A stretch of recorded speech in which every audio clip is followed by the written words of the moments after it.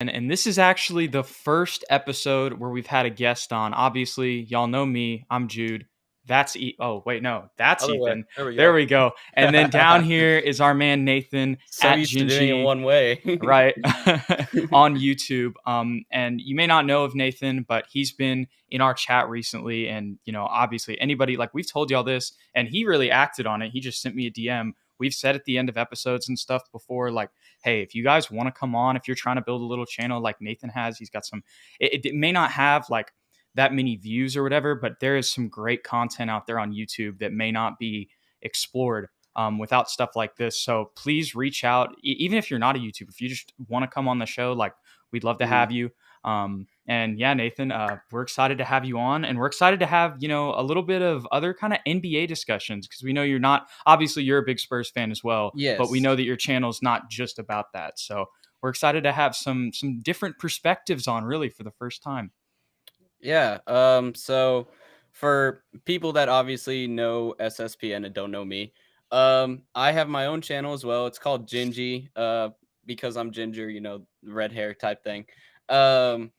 And then I also have a basketball podcast that's a pun off my own name. It's called Nathan But Net, like nothing but net. And whenever the season is an off season, like I know Jude and Ethan are doing the podcast right now during off season, I have started something else that is shorter, more scripted, and about a specific topic type of videos, kind of like Jimmy High Roller or Motown Noah, if you know them. And they're about a specific topic. And I reached out to Jude. I was like, hey, I really like your you guys' content. And I also said, whenever I DM'd him, I was like, I don't want to sound like a spam or a bot, because you guys probably get a lot of that. But we don't. Yeah, no. I wish. I basically asked him, hey guys, I like your content. I do a podcast as well. Is it cool if I come on your podcast and we kind of hang out? And then I sent him one of my videos so he could get an idea of what I was into. And it actually happened to be a video about Joshua Primo. And this podcast is about the Spurs, so it kind of worked. So yeah, and that Josh Primo video, if you guys want a deeper dive on Josh Primo, go check out Nathan's video. It's a really good, I think it's around like 7 minutes, but it's just a really good in-depth look on Josh Primo and kind of what he was at Alabama, what he could be potentially going forward, because he was the big question mark, the big unknown in the draft. So if you want some more information, you really did a great job on that. I mean, it felt like one of those, I don't even know how to describe it, but just those voiceover videos. It was just really well done. And it was some, I mean, it was some professional work, and I mean that genuinely. So y'all go check that out. I just want to say, by the way, if I'm looking down I just want to say this for the viewers. If I'm looking down, it's because Jude and Ethan are right here, and my webcam's up here. So no worries, brother. No worries. You want to jump right into the questions, Jude? I got a few. Yes, sir. All right, let's do this. First of all, Nathan, where are you from, man? I actually don't know. So I'm actually from New Braunfels. That's why, like, I know y'all are kind of from like the San Marcos area, and I was actually surprised that y'all are so close to me, because New Braunfels is kind of getting bigger lately, so people may know about it. It's got the two rivers and Slitterbond and everything, and I've said this on my podcast multiple times that I'm from New Braunfels, so it's not like this is new information. And being like 30 minutes ish from the Alamo Dome, obviously you got to root for the home team. So just grew up with San Antonio, grew up with the Spurs, grew up with the big three, all that sort of thing. My parents were really into football, but I could never really get into football. I always preferred basketball. And so, now I'm doing a basketball podcast. So that's awesome, man. That's awesome. So you said you were from New Braunfels. So how long have you followed the NBA? It depends on what you define as follow the NBA. Like, I've always watched the games because, again, like football is the big sport in America. I guess that's fair enough to say. At this point, yeah, definitely the biggest sport in the country. Yeah, like everybody used to think it was baseball like a while back, but it's like, nah, everybody's watching like Sunday night. but again, I could never really get into football. But if there was a Spurs game on, ever since I was like young, call it 8 years old, maybe, whenever I was able to comprehend what like TV was, I would watch the Spurs games, and I didn't really get like super analytical about it, like looking at the stats and stuff like I do now, but I would still watch it. And then sort of towards the end of high school, like junior, senior year, um, I started to get into like the stats and everything. And one reason for that, or two reasons for that, I guess, is because I'm sort of I'm a computer science major, so you kind of look at like math a lot. And so I was like, there's a lot of math behind basketball, believe it or not, obviously. And also, like, not to get like super deep and personal, but I still hadn't, like, even the later years of high school, I still hadn't found my thing. Like, I was just kind of known as like the band kid, and I was like, I want to do something other than band. And so, like, I guess I compensated the band nerd ness with something athletic, which is basketball. And so I started getting way more into the NBA, watching it way more closely, watching, the trades, free agency, watching the stats, trying to keep up with like every detail so that I could commentate over it. So That's sick, man. So you started following. What year would that have been toward the end of high school? junior or senior year. So if I'm 19 now, been graduated for 2 years, 16 or 17. Okay, so Is you caught whenever the I started getting into like hardcore, but I've been watching since I was young. So gotcha. So you caught the tail end of that, all the Kawhi drama and the yeah, arrival of DeMar. That's when you were really yeah, into it. yeah. Like I literally jumped on. Like I jumped on like when Kawhi got traded, like literally, and then like I watched Kawhi like win the championship with Toronto, Ugh. and then, The worst but time like to just get into San Antonio Spurs yeah. basketball. Well, I mean, like everybody knows the big three, so it's not like I Yeah. was jumping in like not knowing Spurs or not No, knowing for I get basketball, you. but I get you. I get you 100%. I'm just like, yeah, all of yeah, a sudden yeah. you're like, I'm gonna be super analytical, Yeah. start a podcast, and then this is gonna be perfect. We have the best franchise in the league, and then Yeah, Kawhi exactly. goes. Time to get into the Spurs. Oh, we just lost their best player. Cool. Oh man, Jude, the rest of my questions are pretty much about this current season and moving forward. So, do you have anything preliminary that you'd like to get out? Well, I'm just kind of curious for you, Nathan. Like, who is the player since you kind of came in around that time? I mean, obviously, Tim is kind of the main answer that probably people would think of. But from like the teams that you've really been like into and watching, what's like the player that you've kind of felt attached to the most? Like, which player do you feel like is kind of the most like, I guess, Spurs? Like, I don't know if that makes sense, but So I'm confused by the question. Are you asking who I've been most entertained by, or who do I think would be the best fit for the Spurs? Because you said who's the most Spurs. yeah, like I guess when I mean that, like who do you think is who is gonna stick around? Who really like kind of embody like when you think of the Spurs, like you know how like when you thought of Tim Duncan, you thought Oh, of so the you're Spurs. So who on the roster right now, like would you say makes you think of the Spurs the most when you think of them as a so player? kind of like who's the head of the franchise almost. Not necessarily, just like who you associate personally Oh, okay. watching. So Like who who have I you grown the most attached to sorry, since you sorry. started watching? You're good. You good. I We thought you were got you. saying who I think the biggest spur is, Yeah. but personally, um, I mean, not to repeat what y'all have said on the show a million times, but it's got to probably be Keldon Johnson. I mean, he's went to the USA with Pop. He's won a gold medal, and again, you said like when you think of Tim Duncan, you think of the Spurs. I think one reason for that was the leadership that Tim Duncan showed and the sportsmanship, the teamwork that Tim Duncan showed. And I actually had that as one of my questions is like, who do you think would be the next leader? And I could easily see it being Keldon just because again you go back to the USA and it's like whenever you're put on something that is more than just your team, I'm trying to think of the best way to explain it. When you're put in a situation where you have to play with people from other teams, not necessarily like the All-Star, because that's not a good example. So maybe the Olympics is the best example of this. When you have to realize what people's talents are and then work around it and sort of adapt to other people.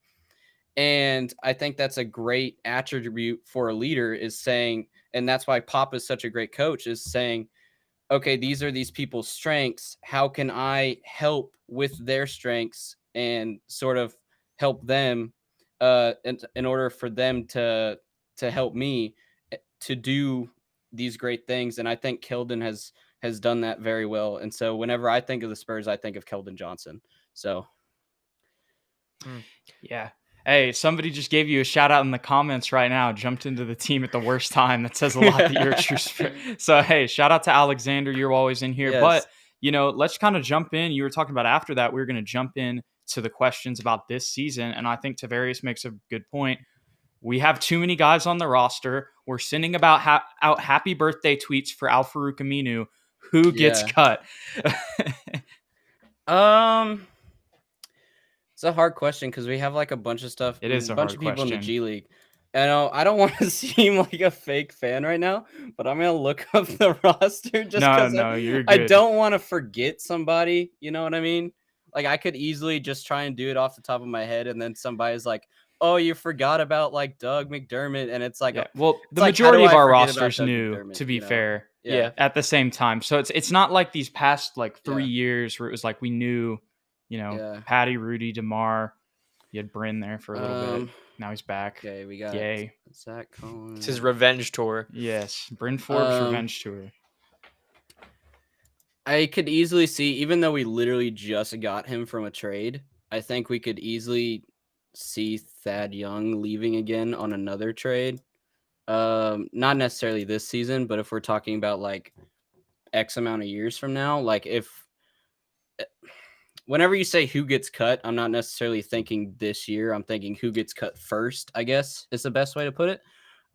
So I would see who gets cut first, probably Thad Young, but maybe. So not what do you this mean by season. that? Because this year, like we have 17 people on the roster. That's true. You could also send some people to G League though. So do you count that as cut? Or we've already sent Joe Wieskamp to the G League. He's on a two-way deal, and we still have G League. Yeah, we still have. So we still have 17 after putting Wieskamp in the G League. Okay, so a lot of people are going to maybe disagree with this. I don't really like Jacob Patel. So Jacob Patel. Jacob is it? I mean, I pronounce his name wrong. I pronounce a bunch of people's name wrong. You're good. But he's Austrian, so it's Jakob. Yeah, Jakob. You're gonna cut Jakob? I said a lot of people don't agree with it, but we're getting more forwards now, and I've been going to the Spurs games, and I don't know what to say, man. It's like Jakob, I mean, he's soft. I get that he's soft in the paint sometimes, but we don't have anybody else who's going to be able to replace him. That's the only thing. I think we can in the future. See, Tavarius agrees with me. Okay, I didn't want to sound dumb. No, you're not dumb in the sense that Jakob's definitely not the center of the future. I was just gonna say, like, whenever I went to the Spurs games, okay, I was watching the Spurs games in person. I wanted to see like what each player was really good at, what each player was really bad at. I wasn't just keeping up with the score. Again, I wanted to analyze people. And from what I saw, again, you said he's kind of soft, and it was like every other play they were giving Jakob the ball, he was turning it over. Like Jakob was very bad at turnovers, and something that we really need to work on as the Spurs, I feel like, is maintaining possessions, because we have a lot of turnovers. We aren't winning the rebound battle, because of the whole big man situation. And it's like, We can get more steals with some of our. I feel like we can get more steals with some of our younger guys. I feel like getting possessions is something we really need to work on. And if some players are turning it over, however many times a game, that's not really going to help. So Eubanks is undersized. I think Eubanks. I think Eubanks will be. He is undersized, but I think he'll be good. For the Spurs, Tavares, and then is that Desiree said cut Bryn. I know y'all have talked about that a lot on the podcast the last episode. He's not going anywhere. but he's not one. We can't cut him because that's just like a signing rule. So yeah, he's not going anywhere. And hey, man, Tavares Eubanks was dunking on somebody in practice it was either Zach Collins or Jock Landale today on a putback. And also there were the new pictures that came out with them. And Eubanks looks like 6'10" next to Zach. I mean, he looks just as tall as Zach Collins and those guys in the new Spurs Instagram pictures. So, I mean, and hey, like men grow until they're 25. We've seen it with Anthony Davis. I think that Eubanks might have just caught a couple inches. I mean, again, not to talk about it, like a team that isn't the Spurs, but think about Giannis. You could look at literally any newscast the year he was drafted. Oh, he's too small. He's too skinny. He's too undersized. Look at the man now. He is a finals MVP, and now every sportscast is saying the absolute opposite, where they're saying he has the mentality of Kobe and the strength of Shaq. And it's like, you were saying the exact opposite just a couple years ago. I could easily see Eubanks because do y'all follow the Spurs on Instagram? I'm sure you do. Yeah. Oh, yeah. They did, what was it, Workout Wednesday? Did you see Eubanks? Eubanks was setting up screens and like 3 of our guys like ran into him. Like he's like brick wall, He's yoked. Yoked. Yeah, and I still think that the one thing that will really help with Eubanks is if he can get any sort of just improvement on that on outside shooting, that would be huge. And so I agree with this Tavares. He can't stop Embiid, Gobert, AD, but neither can Jakob, neither can anybody on our roster, and neither can most centers, I feel like, in the league. So that's the only thing that I would say there. But we do. But the thing is, though, the Spurs have only really had success when they have a big that can go toe-to-toe with these guys. So I think that's a great point as well. But we've got some other questions that are getting some popular stuff. So we're trying to keep up with all of them. But here's the next one. And I think this is obviously like, there's a lot of unpredictable factors that go into this question, but just for the sake of this and, abiding by the chat, as always, that's what we try to do on the show. Yeah. Let's answer this question, guys. So, Ethan, you want to roll first? I can roll first. Anybody want to take a shot at this one? I'm going to go off what y'all say. So I'll go first, just to minimize all the silence that we have in this podcast. So predict the Spurs and what seed they're going to land. I think that their season will not be as bad as most people envision it being. I know we lost DeMar DeRozan, our highest points per game guy, and our best passer as far as playmaking and assists go statistically. But at the same time, we improved in a lot of categories like shooting, and I think perimeter defense improved a little bit as well. And just another year under the belt for all these guys. I love our young core playing together. The chemistry is going to be better. So switching and all that kind of thing on defense is going to naturally just get a lot better. Even if players aren't better defenders individually, team defense should get better. If we can maintain our low turnover rate that we had last season and just improve, I think, we're defensively and as well as shooting from the perimeter, I think we can win. I don't like guessing wins because that never really equates to seeding. Yeah. So seeding, I'm going to say around 10 or 9. I think we're in that play-in range. But at the same time, a lot of teams got better in the West. So we could very well drop to 11 or 12 because the Timberwolves are kind of coming up. I know we say that a lot every season because they've had some great young players, but they have Cat coming back healthy, D'Lo coming back healthy, and an even better Anthony Edwards. That looks scary. So you never know what could happen. But if I had to guess today, I'm going to go with the 10th seed. Yeah, that's what I would say as well. I don't really see without really like we don't have a superstar yet, so there's really not playoff contention is kind of just out of the question whenever it comes to the West with just how stacked it is.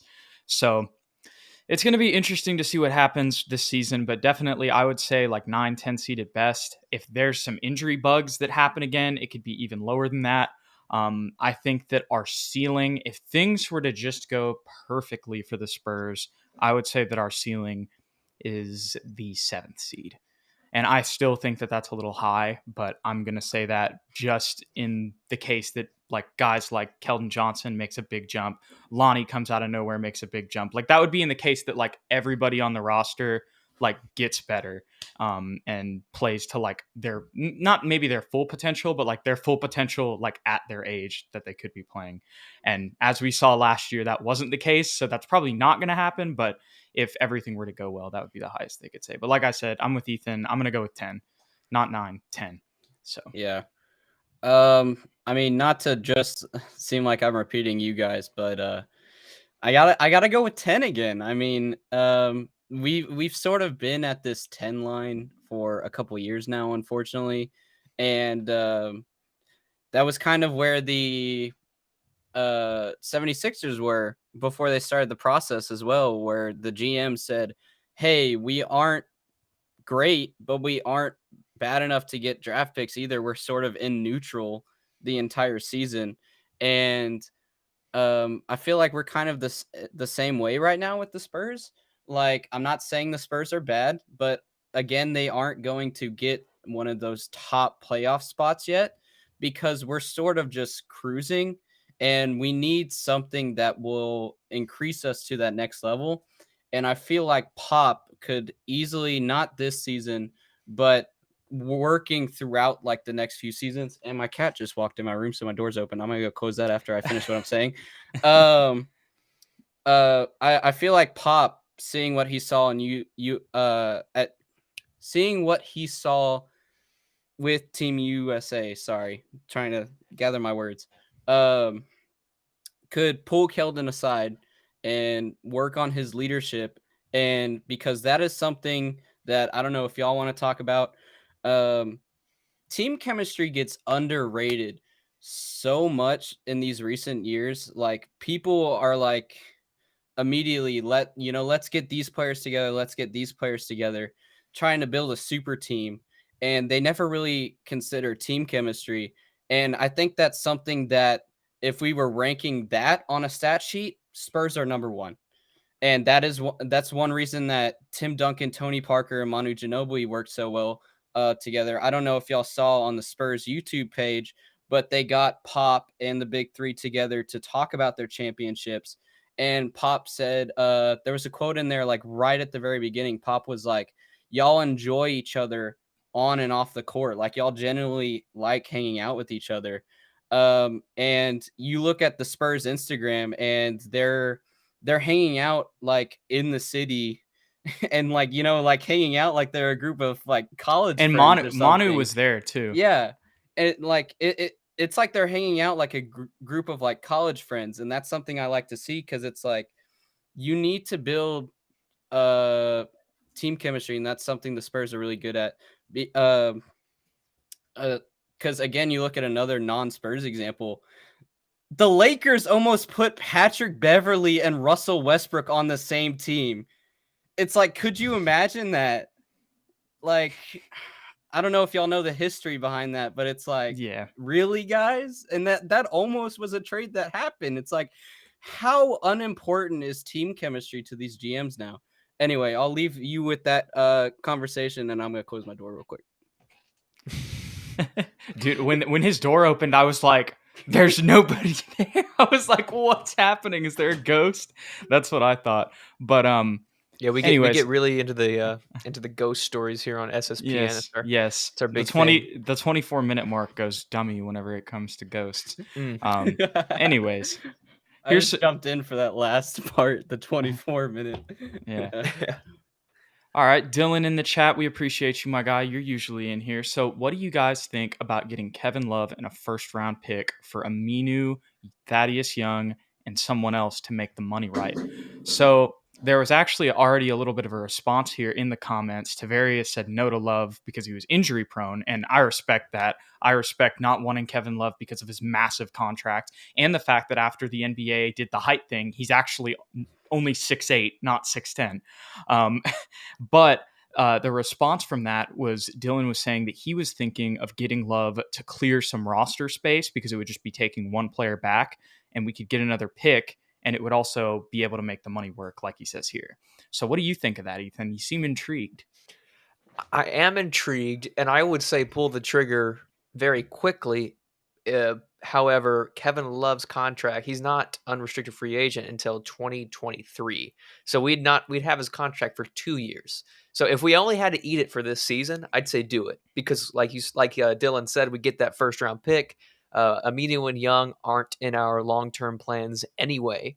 And honestly, it would let Luka Samanic and Jock Landale and Drew Eubanks get more minutes, because Kevin Love is pretty much on the downturn. I think we all can agree. So he's probably not going to take as many minutes away from those guys as a Young or a Minu might. Or maybe not a Minu, but a Young will. He will take minutes away from those guys. So I would say pull the trigger. But I'm going to say no, only because I don't want to have his contract going into next offseason. Nathan, you got any thoughts on this one? I agree with both what Ethan said, and I think it was Tavarius said it, right? Kevin Love, you know, he's reached his peak already, and he's kind of like coming down. I would trade Aminu and Young if we could, but not necessarily for Kevin Love. And first round pick, absolutely. I have not to like pimp my own stuff. I don't want to seem like a self promoter, but it's like coincidental. I have go for it, man. I have a video that's gonna come out. It should come out next week on the draft picks, like the next year's draft class. And I don't know how close y'all have watched that, but the draft class for next year, we're constantly saying, you know, the Spurs need some more height. Like half of maybe even more than half of because again, it's always changing mock drafts this early. But the majority from what I've seen so far is power forwards, centers, small forwards, etc. in this draft class. And then you obviously say somehow we get the number 1 or number 2 lottery pick.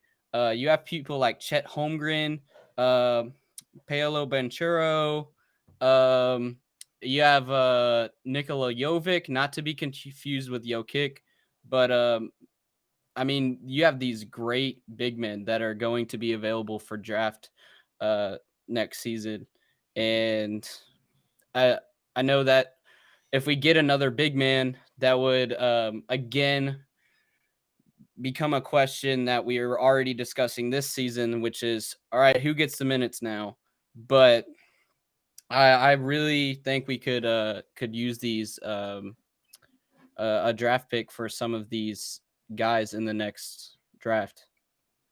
Yeah, having an extra draft pick is always good. We saw that, even in the Kawhi Leonard trade, if we didn't get that, Keldon Johnson wouldn't be on the roster. Yeah. But going back to Dylan's question, I guess once again, I'm with Ethan on this. If it was just this first year, like just a 1 year where it was just expiring, then it wouldn't make a difference to me, because it's like, okay, well, we're basically already paying Thad and Aminu the same amount. Yeah. But when you factor in the fact that Lonnie is going to be a restricted free agent this summer, I believe he actually might be unrestricted. I'm pretty sure he's restricted, but point is, we may have to, we're going to have to do some free agency stuff with Lonnie Walker. His rookie contract is nearing its end, and it's now going to be that portion. So if he were to come out and have just like a breakout year, and then you trade for Kevin Love, you may not have the money to pay him. And kind of the whole point of getting rid of DeMar and getting rid of Rudy and getting rid of Patty is not only was, yes, we weren't winning a title, but also we need to see what we have in these young guys as their contract expires, because they haven't had that opportunity. And it's so, once again, if we trade for Kevin Love, that wouldn't necessarily be taking the opportunity away, but the cap space that we may want to potentially spend somewhere else we wouldn't have it to spend it if we committed to 2 years of 36 million or however much it is. I And literally. Dylan does My say bad. though that Walker does have bird rights, and that's a fact. And they can sign him if they want. So Yeah. and he is a restricted, and so bird rights is an important thing because that means that we actually could sign him to go over the cap. But then you have the question of Keldon Johnson coming up in the future, and that is where things get tricky. Although technically Kevin Love would be off the works, but I don't think you want to be paying that. I don't know. That's just me trying to be monetarily, as nice as possible. But as we know in the NBA, the best teams are paying the luxury tax. So, anyways. Tavarius, I just want to say you're awesome, man. Because literally, I looked it up and I came back and I was about to say, "Oh, he's a restricted free agent," and then I look in the chat and Tavarius says it immediately as I was about to. So, yeah. So here's one from Ethan. Need a dynamic player in next year's draft, preferably a big. Could see us packaging a player and a pick to trade up. What do you guys think of this? I feel like this could happen. But I feel like we got to see this season first before we can like concretely say, really talk about this. I agree with you, Ethan. Yeah, sorry, y'all froze for a second, so I hesitated to talk. But, okay. I agree with you, Jude. If I were the GM, I would absolutely say that this was on the table. However, I'm going to go with my old faithful hypothesis, which is that the Spurs will do nothing on draft night other than draft the player they have with whatever pick they may have. And that very well could be a top pick. It could be a top 5 pick. We want them to be the 10th seed. We think that that's where they might be. But at the same time, this could take a really bad turn for the worse because we just lost 3 of our best players offensively and we added a bunch of pieces. So chemistry may even go negative. This is worst case scenario. This could be DeJounte versus the world season where he's just angry all the time because the offense sucks and it's just him fighting James Harden every other game. Puts on the Thanos glove. I think do it myself. That's what I want. That's what I want. I want DeJounte Murray fighting every point guard he plays every game, and we lose by 30, but he goes for like 40. Yeah, 100%. So I do agree with him saying though that we need a dynamic player. And if I had to pick one today, I would say Victor Wembanyama. I believe that's how you pronounce his last name. I could be wrong. He's a Frenchman. We have good luck with Frenchmen in the past, and he's a big guy. I think he's already 7 feet tall, but he's one of those like demigod builds that you'd find in 2K. Like he could do anything on the court, but he's like super long, looks like Slenderman. If he gets a little bit of muscle on him, he could be like the next franchise player for the Spurs, like 100%. And that's the same thing. I'm looking at this and I'm realizing, like, this is Lucas Samanic. That's who Ethan's asking for, and so we not Ethan Quintero, Ethan Longoria, but that's just what he's asking for, and so I'm gonna give Luka one last year. Like, this is it. If you suck this year, if you look like deer in the headlights, you're still better at basketball than me, but I don't know if you're in the Spurs' future plans. So I'm going to give him one more year. And luckily, if it doesn't work out, we'll probably have a higher draft pick where we could get more of a sure thing version of him, So I'm not sure what y'all's guys' thoughts are on that. I know that there's still potential on Luka, but Ethan, I know we've talked about this a little bit, but would you say that you feel like this is kind of his year, like to prove – like if he has another bad season where he just looks like when they put him in and he can't stay on the floor where Pop just has to pull him, like, do you think that that's just the end of him? Yes, I do. But I do want to say I think that Luka Samanic, I can't speak for certain because I'm not in the coaching staff. I'm not in the practices and all that stuff. But from what I saw from him when he was actually on the court, I never thought he was that bad. Like I never thought it was warranted for Pop to pull him. I mean, clearly Pop knows more about the offense than I do and the defense and all that jazz. But I thought he looked really good, especially on the defensive end as far as help defense goes and rotating. I think what we just want him to do is become that. I don't want to compare. He's not like him, but Kristaps Porzingis, what he was able to do in New York in his early years, being that slender power forward that could shoot from the outside as well as play in the post. His offensive game just has not shown. and part of that is because of his inconsistent minutes. So if we give him consistent minutes this year, Jude, then 100%, if he doesn't prove that he is, worth that 19th overall pick, then he's a goner for sure.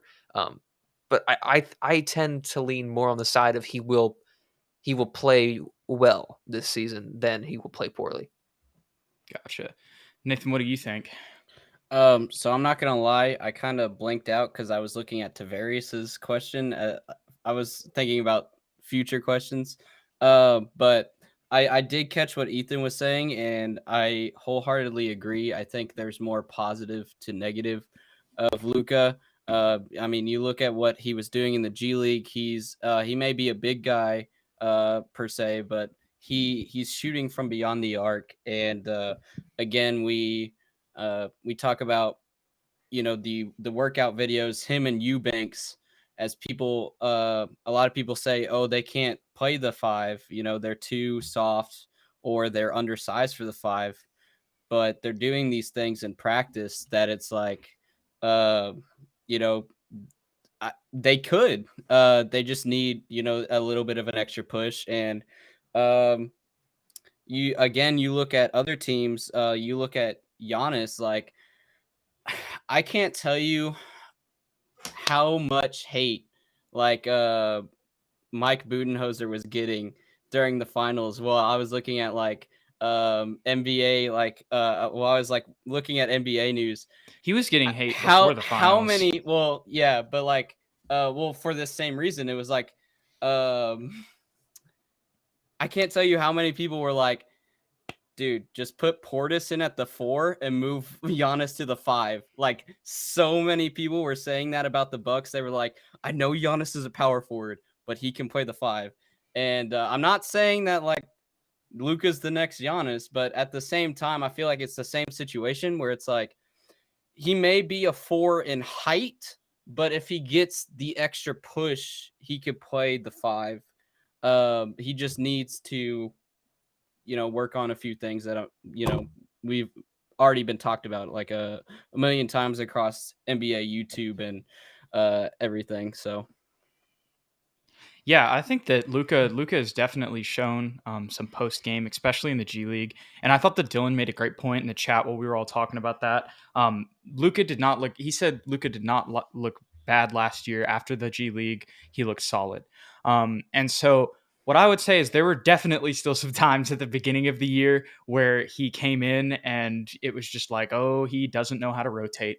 Yeah. But like, and that's, look, it's a very different game from Europe, and he's still very young. Like he's, he had to come in and learn American basketball, right? Like he's still adjusting. But after he came back from the G League, I just, because over this crazy off season, you just forget things sometimes. And when he said that in the comments, I was thinking, yeah, there were some games after he came back from the G League later in the season where he did look pretty good. I can't remember them off the top of my head, but there were some stretches like in games where he would come in and he would look comfortable, but it was like once he got uncomfortable, his confidence was shot and he couldn't stay on the floor. So I think him just like realizing that he can make mistakes, and like Greg Popovich, like he's not feeling just his weight every second he's on the floor, hopefully should help. But we've also got some other questions also from Dylan. So once again, appreciate you for being in here. Oh, and I want to get to Eric's comment as well. So he said, at Jude, with the Kawhi situation, if that wouldn't have happened when he got hurt, I wouldn't think that the Spurs would be in as bad of a situation as they were in. That's absolutely true. Obviously, yeah, if that doesn't happen with Kawhi, I mean, even if he leaves, like the Spurs maybe win the finals that year. Yeah. Even if they don't, they play a really competitive series with the Warriors. And then it's like the Spurs know what's happening and they can move forward, instead of it being like, oh, all of a sudden Kawhi doesn't want to play for us. And it's like, we're making this trade, in July or whenever they made it. I mean, I don't know, maybe they would have made it at the same time, but moving on to some other questions and back to this year. I just want to say real quick, got a secret for your viewers that may come over to my channel. Starting a new series called NBA What Ifs, like Marvel What Ifs. First one on the list, what if Kawhi never got injured? So there you go. Might want to check that out. Yeah, that sounds like that would be really cool to do. And I've seen some other guys like Mike Korzemba and all the big NBA guys. They've made some what ifs that are really Yeah, cool. So exactly. definitely go check Who out plays? GINGEYY Yeah. once again. But here is Dylan's comment: who plays more, DeJounte Murray or Derek White? Or oh no, not DeJounte Murray, Lonnie Walker or Derek White. Walker is usually in Pop's doghouse and White is usually injured. Okay, well, I Yeah. think that while White was usually injured last year and he's had some injuries in the past, it really feels like a lot of knick-knack stuff to me. I could be proven wrong this year if he's once again injury prone, but I'm just going to, it really feels like a series of bad luck because remember, a lot of this year was because he was out due to COVID too. That's another thing that gets forgotten. That was Keldon also. I mean, that was just, if you want to talk about what ifs, go back. What if the San Antonio Spurs don't get COVID after the Charlotte Hornets game? And like, that they were on a roll then. I mean, obviously at the end of the season, I don't really think it would have changed things at the end of the day, but I think they probably would have won a couple more games just because of the momentum that they had built up then. But I would say definitely Derek White. But then again, that depends on his health. If they're healthy, I think Derek White's got a 4-year, $70 million contract, and Lonnie's still on his rookie deal. It's going to be Derek White. Yeah, I agree. I'm going to go with Derek White because of what you said about his injuries last year being very tic-tacky, and I don't think that's going to follow him going into this season. Fingers crossed, knocking on wood. But at the same time, I think the margin between him and Lonnie Walker will be pretty small. I don't think it's going to be like Derek with 30 and then Lonnie with 10. It's going to be more like 28, 25, probably, something like that. Gotcha. Well, moving on here, Luka could be a more versatile Davis Bertans. The skills are there, but the confidence and playing time aren't. I think that's a good way to kind of sum up Luka Samanic, to be honest, because the one thing that we have, probably the most that we've seen from him on an NBA floor, I know he's missed some shots, but him being a spot up shooter, he seems like a guy when you just watch his film, he's somebody who can be that for them. I don't know if he can be a sniper per se, but he can definitely be like he says, a more versatile Davis Bertans. But when you get more versatile, you're not just elite at one skill. So the shooting takes a little bit of a dip. It's like if you're building your my player and you increase their wingspan and then their shooting goes down. That's kind of what it's like with Luka. So he won't be as elite of a Davis Bertans shooter, but I think that he can be a stretch four that's more versatile than Davis for sure. I agree, but be on the lookout this season for Luka if his confidence increases, which I hope it does. He's got a lot of slasher potential, like underrated ability to get to the basket. I don't know if his low post game is going to be like crisp and he's just all of a sudden the Kevin McHale of 2021, but he can take you off the dribble and get to the basket. That's an underrated skill. Yeah, not a lot of people talk about that. We talk about his ability to shoot the ball, but he can get to the rack with the best of them. So another thing I'm seeing in the comments, Nathan, and I want to ask you about this because we've had this conversation. This has been probably one of the bigger conversations that we've had on the show. And it all started with Keldon Johnson and him or us thinking that he should play the 3 instead of the 4. And obviously I know that the Spurs were in, injuries, just the way that they wanted to try small ball. It looked good in the bubble. And then we saw the issues that it presented this past year, at least from our perspective. And Tavarius thinks that Luka at the 4, no McDermott or Thad at that spot. So I guess Tavarius would be cool with rolling with Thad at the center position. But like guys like McDermott, because we've talked, like Ethan and I would probably prefer that Doug plays most of his minutes at the 3.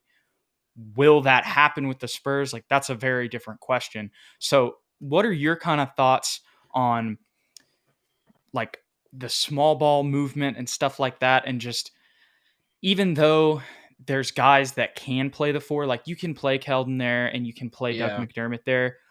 Like, is that something that the Spurs should be building their team with that idea in mind? I think it's no question that you put Keldon at the 3, but then the conversation opens up to who you put at the 4 and the 5, and it will forever haunt me now that I was looking forward to coming on the podcast, and my first opening moments I call him Jacob instead of Jakob. You're good. But it's all good. Man, sometimes you're just like in the moment and you're stressed and stuff like that happens. So I hope that's not a bad impression of me. Oh, But You're good. but I think I think it's no question you put Keldon in at the 3. But then the conversation opens up to the 4 and the 5 again. And that's like, okay, well, do you play Doug at the 4? Well, if you play Doug at the 4, then where's Eubanks and Salmon gonna go? And I think that again, you can kind of coach Samanik to be that 5. And I think Jakob could take a back seat. He doesn't have the height, but we literally just talked about that. So I think you can put Samanik at the 5, and then it would be a conversation of Eubanks versus McDermott at the 4 that y'all have talked about. And then I think Doug McDermott, I know some people are like, he should get more minutes. He shouldn't get as many minutes. And I think Doug McDermott playing kind of the same position as Keldon, where he can be a guard or a forward, I think he will still get the minutes he needs, because he can, if Keldon needs to take a break, then Doug McDermott can come off the bench and play Keldon's spot.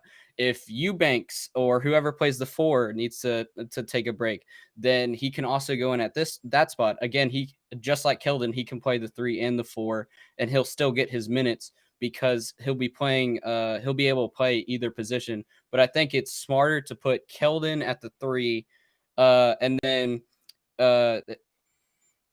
kind of 50-50 on McDermott or Eubanks at the 4. And I think you can put Samanik at the 5, or you can even argue Eubanks versus Samanik at the 5. But I think Luka is better at the 5. So. Do you want to go, Jude, or do you want me to go? You can go ahead. Okay. Can you tell me again what the question was exactly? Oh, I remember now. So it was just basically talking about like, should the Spurs build with like this small ball stuff, or should we be going for like, more traditional height? Because the other thing that we've talked about is it's not necessarily that like the league's getting smaller. It's just that like more like taller players are playing like guards. I thought the question was, should Keldon start at the 3? We should definitely get more height. I thought the question was, could Keldon start at the 3? So that's what I talked about. But go ahead, Ethan. Well, first of all, yes, I believe that Keldon Johnson should be at the 3 rather than the 4. And my reasoning, I've said it pretty much every single episode that we've done. Yeah. He just gets beat too often, not because he's not strong enough or he's not playing hard enough. It's just because guys are taller and longer than he is. So he's not going to really win the rebound battle, and he's not going to consistently win the battle in the paint.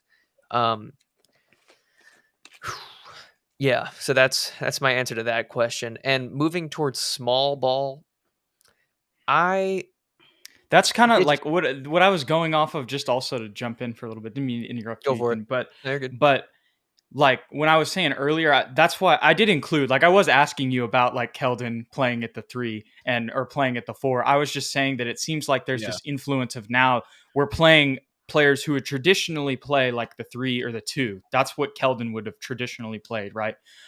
Is now he's a guy, because he's big, he's 220 pounds, he can play the 4. Or like a Doug McDermott, right, in the past would have never been playing the power forward position, when in 2013 the 76ers were drafting Nerlens Noel and Joel Embiid, and they wanted to play them together. Like, you know what I mean? Like that's kind of what I was going at. So yeah, I think the small ball question has kind of evolved over the past couple of years, because originally small ball, the reason you did it is because there were no power forwards or centers that could shoot threes. So basically you would just put a 3 guy that was like 6'7" at the 4 spot and let him shoot like a Ryan Anderson, or for a little bit a Draymond Green, even though his 3-point shot is not, the best in the world, but he was still technically a small ball 4.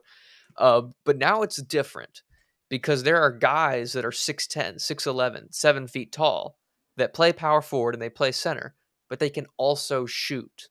And at the same time, they can move their feet like a guard. So it's not so much just like height that we're talking about. I think small ball mostly has to do with what kind of offense you want to run and how you're going to be able to defend a lot of these more athletic 4s and 5s. Because, as much as we love Shaq was never going to take you off the dribble at the 3-point line. But, Joel Embiid has that ability. Giannis Antetokounmpo has that ability. So that's what we have to figure out. And so that being said, your case for moving Luka to the 5, I could see it because he's that tall and he has those abilities to both shoot and defend the perimeter. But I honestly think moving him to the 3 spot would be more advantageous than moving him to the 5 spot. I think he has the ability to just be a profoundly oversized 3-man because he has all of those skills and more. I'm not a huge fan of playing Doug McDermott at the 4, but the only silver lining is that he is a shooter. And like my man Tavarius said, he could provide some much needed shooting to a lineup that includes like a DeJounte Murray, Keldon Johnson, or a Jakob Poeltl, because he's by far the best shooter on our team, other than maybe Brent Forbes, who also has an argument, has a case in that sector. But all of that being said, this question is honestly a moot point. It's fun discussion, but we have no idea what Pop is going to do because these lineups could look completely different. He could start Bryn at the 2. He could start Lonnie at the 2. He could start He could put Keldon on the bench. We haven't even talked about Devin Vassell. You said Keldon could play the 2. Like, I mean, who knows? Yeah. There's Luka, Doug, Thad, Drew Eubanks, who could play the 4 spot, the starting 4 spot. We don't know what the starting lineup's going to be, the bench unit's going to be. We don't know if Trey Jones is going to get any playing time. We don't know if Devin Vassell is going to get any playing time. There's just so much unknown because the Spurs keep so much under wraps, and we have so many new pieces. We don't know how they're going to fit together. So after like a month of NBA season ends, I think we should come back to this discussion and reevaluate our opinion on it. Can I say something real quick just to go off what Ethan said? Yeah, of course. So since I talked a lot about Keldon because I thought that's what the question originally was, I just wanted to follow up with the small ball versus our big ball thing. It's exactly what Ethan said. It's because you had small ball, like objectively. It works in 2K. It doesn't work in the NBA. And the reason for that is because... It works a little bit. Like the Warriors version of it. Yeah. Well, that's the Warriors. But that's only the Warriors, too. Yeah, you have Klay Thompson and Stephen Curry. But... and you had some height, too. Yeah. But again, it's what Ethan said. It's like... The reason it works in 2K and it doesn't really translate to the NBA unless you have a Warriors team, it's because 2K is a game and it's programmed to where the taller you are, the worse your 3-point is. But you look at the real world and like Ethan said, you have players that are able, like they may play the center spot, but they're able to shoot from beyond the arc. And we were talking about Eubanks. We were just talking about Eubanks being able to do that, where he's like his height would say around a 4, but he's shooting from beyond the arc. Like at any G League highlight of him that you look at, he's shooting from beyond the arc.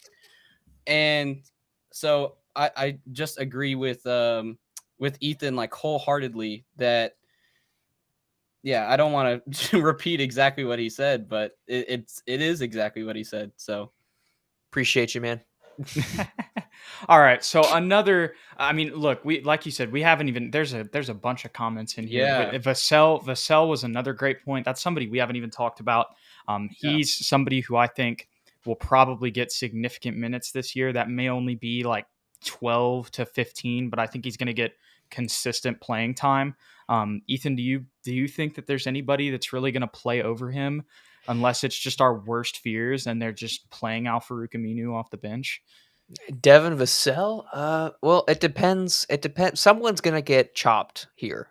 So we're either going to have 0 minutes for Devin or 0 minutes for Luka, or they're both going to get minutes and we're going to trade away Thaddeus Young and Al-Farouq Aminu and significantly lower the production from either Bryn Forbes or Doug McDermott, because all of those players are taking minutes away from Devin Vassell at this point and Luka Samanic. So if the roster remains intact, I guess it can't because we have 17 people. But you know what I'm saying. If those guys stay on the roster that are in front of those two players, either Luka's going to get far less playing time than we want him to, or Devin's going to get far less playing time than we want him to. And I personally think that. Oh, I'm sorry, Jude. Oh, you're good. You're good. I saw you. Yeah. I personally think that's the way to go, is to trade Aminu and Young away, and focus on Salmonek getting minutes as well.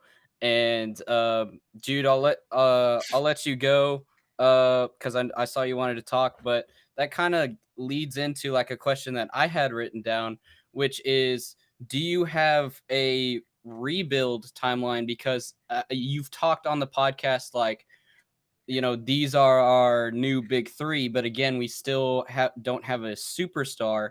And I could easily see again next season picking up a great big man, like not necessarily like Chet Holmgren or something. That would be great, but I don't know. Obviously, you don't know how the lottery is going to go, and he would be the number one pick. But I'm just using him as an example. Say we get Chet Holmgren from the draft. We put him in the G League with Joshua Primo. We get and then they develop in the G League. Then you develop another guard that's on the Spurs roster already, like Trey Jones. And then you have your big guy, and then Primo, and then your other guard. And you have three right there. But anyway, I'm going off the rails right now. So take it away. You're good. Sorry. No, you're good. I just don't. The only thing I have with that is I just can't see Chet Holmgren going to the G League. I just don't see, like, if he's probably going to be a number one pick. So I mean, maybe I don't see it either. Maybe, but I was just saying. maybe the Spurs do that. But I mean, that would be insane. Imagine It would be be great to pick him up and just have him on the court. I think that is the way to go, but I also want him to develop alongside Primo. And so if we keep Primo in the G League for another year, then I want him to play with Primo and develop alongside Primo to get sort of that. They may not be a Parker and Duncan, but I want them to at least have that relationship. Yeah, I get what you're saying. I guess the main thing too is the only thing also is we would have to really suck to get Chet Holmgren. Yeah. And we all kind of predicted him or predicted the Spurs at around that 10 seed. Like, we don't think that they're going to be the worst team in the league. So, but the lottery is always crazy. The lottery is always crazy, and we will be in the lottery. So there's always that, we've seen some crazy stuff happen, although it seems to only happen to the Cavaliers or David Griffin. But I could easily see us trying to trade up, but I think us trading up would take players, which we just talked like towards the beginning, where it's like, the Spurs don't typically talk about their trades, and they also typically don't trade up in the draft. They just kind of go with their pick. But I think it would be good. I'm not saying it will happen. I just think it would be a good idea to draft up this season, and then since we already have 17 players, kind of package those players to get the higher pick, so that one, we get rid of those players so we don't have like an overpacked roster. Two, we get a higher pick, and we kill like 2 or 3 birds with one stone if we trade some players away and move up. So absolutely. All right, well, we're getting at an hour here, but I know you had some questions for us, Nathan. So if you want to ask us some of those, and we can go ahead and wrap up, unless you have some more questions that you want to ask Ethan. No, I'm good. Let GINGEYYY fire away. Well, some of my questions may not be able to fill in this time here, because there's some hard-hitting questions. Like literally, we don't have to. Hey, I just said this is the beginning of the end. Who knows how long the end is? Okay. Because I mean, the very first episode I have from written on here is what do you think happens when Popovich retires? Like, who do you think takes the reins? Do we hire another coach from another team? Do we move our assistant coaches up, since we have I think 5 assistant coaches or something crazy like that right now? We have Tim Duncan. We have I'm forgetting their names right now, but we have a bunch of assistant coaches. And I know Pop said that I don't plan on retiring anytime soon, but he's 26 wins away from having the most wins as a coach. So, He's definitely gonna break it this season. The Spurs, unless we like somehow like injure like every single one of our players, we're gonna win 26 this season. And so he'll break it this season, and we don't know when he's gonna retire. So who do you think will move up? Because Tim Duncan, that's the easy like answer. Be like, oh, he was already under Pop. He's been the assistant coach for a while. But I also think like seeing him at the games, like Tim Duncan doesn't like wearing a suit, and I think he would much rather be an assistant coach rather than the head coach, and being all being like the head, if that makes sense. Like he doesn't want to be on the spotlight. Like even when he was part of the big three, he kept to himself. He didn't celebrate after his baskets. He was just like, all right, that's 2 points. Go to the other side of the court. So it's like I see Tim Duncan staying as an assistant coach. Nathan, I hate to burst your bubble, buddy, Yeah. but Tim Duncan hasn't been on the coaching staff at all this past season. Oh, I didn't read anything about that, so never mind. I'm gonna shut up now. No. The last time I went to a game was like I think New Year's Day this season, and he was still on the coaching bench. So I don't know. This season? What? Well, he must have been visiting because he hasn't played. Yeah. He hasn't been on the coaching staff Was since. it what year was it? Ago? What year was it? It may have been 2020. COVID's been making some stuff blend together. I swear. But ain't no worries, brother. I do have an answer to your question, though, as far as who is up next for the head coaching spot. I like Alexander say Becky Hammond, but go ahead. I think it's pretty easily going to be Becky Hammond unless he decides to take his sweet time and another team offers her a job first. Yeah. Because she almost got one this past season, and I thought she was gone. But if she's still on the staff by the time he retires, I think it's pretty easy that she moves on up. Otherwise, it'll just be whoever our first assistant will be. I think that's probably the best bet we're going to hire within the company. I would say in the event that Becky Hammond gets not fired, in the event that she gets hired by another team because Pop wants to stick around, if Pop were to retire soon after that, I think potentially maybe somebody that we could get from another team is somebody who was with us in the first place, like a Will Hardy. I could see that as an option somewhere else. I don't think that we're going to like steal away Ime Udoka or anything from the Celtics, but I could see Will Hardy being kind of like a second tier option. I feel like if he got offered that job, he would take it. But definitely number one is for sure Becky Hammond. I think part of the reason why she didn't take the Portland job is because I think she knows that this is going to be coming soon. Mm-hmm. That could just be speculation. That could end up being wrong, and she could be hired next summer, and then we're SOL. But hopefully that doesn't happen. So definitely Becky Hammond from me as well. All right. We've talked a lot about my other questions. Like I talked about like what is your rebuild timeline? Who do you think the next leader will be? We said Kelda Johnson. I said if he looked at the 2022 draft class. Here's a good one. This is sort of like a small question. So if you want to end it off on this, we can, because it's not like I don't think it'll open up into a larger discussion. It's a pretty like small question. I put, who do you think our team to watch this season is? Obviously, whenever we had Kawhi, our main team to face was the Warriors, and you could also take this question you could take this question a different direction. Instead of like who our team to watch is, you could say, who do you think our rival is this season? Like there's some older Spurs fans that still don't like the Jazz. You have the Mavericks Rockets, Texas rivalry, and things like that. So who do you think our rival this year is, or our team to watch is, that we need to basically come up with a plan on if we want to move up to the next step?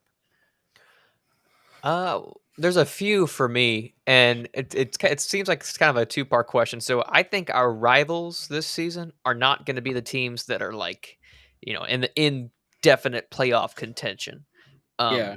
So if that's the case, I think it's got to be the Lakers, because we always seem to have a good rivalry with the Lakers, and they always seem to be in the hunt for the championship now that they have LeBron James. But our rivals just like straight up rivals this season, I think will be Houston and New Orleans. Yeah. New Orleans, because they're right there with us fighting for that 10th spot. And Zion's on the up and up. And Keldon and he always like to bump bodies because they're both big-bodied gentlemen. So that's always an interesting matchup. And then Houston, it's just, we're so close to each other, and we're kind of in that same rebuilding stage. So it's a bunch of young guys going at each other. We already saw that this summer with DeJounte and I'm blanking on the kid's name. What's his name, Jude? Wait, where were you at again? I was responding to some comments. Remember this summer in Seattle, DeJounte played. Is it Kevin Porter Jr. that he played? Yes, Kevin Porter Jr. Yeah. So that'll be fun to watch. But yeah, Seattle battle. Houston to New Orleans. Yeah. I'm with that too. I like what Easy just said, hopping in the chat. Good to see you. Sacramento's a great one also. And another thing is this whole Ben Simmons thing, because I feel like a lot of the teams that we just mentioned could potentially trade for him. And I know that sounds crazy, but like it's just a weird, like the Timberwolves are in the mix. That's another team that's kind of in that area. And same with Sacramento. So, and I don't think that New Orleans would be in the mix, but who knows at this point. Maybe David Griffin, one last shot to keep Zion home, bring in Ben Simmons. I was gonna say like the Rockets. I was gonna say the Rockets because of what Ethan said. I feel like we're at about the same level because like the Rockets were like the last in their last in the conference this season, but that's because like they were rebuilding and like trading people away and everything like that, and now they're like back. So I think it's gonna be us and them battling for that 10th seed along with the Pelicans, as Ethan said. And funny you said, Jude, like you pointed out Easy. I was about to point out Easy saying Sacramento. And then, dude, you're like reading my mind. Like I was going to bring up Ben Simmons as well. Like wherever Ben Simmons goes, like say Ben Simmons, like there was a trade proposal for Ben Simmons to Sacramento, which I actually kind of liked. I could easily see Ben Simmons obviously having sort of a chip on his shoulder towards Philly because, I mean, that one's just obvious. But then also being like seeing these trade proposals to like the Spurs or like the Warriors that didn't happen and being like, y'all didn't want me. I'm going to show you why you should have taken me. And like just going off against like these teams that like didn't take the trade proposal for him. But I really think that the team that we're going to battle it out with are one of the teams that Ethan said, the Rockets, the Pelicans, or the Kings, because I think those us and those three have made the most changes this season, and I think those are going to be sort of the teams that are in the play-in and in the talk for sort of 8, 9, 10. So gotcha. All right. Well, any final thoughts? Anybody?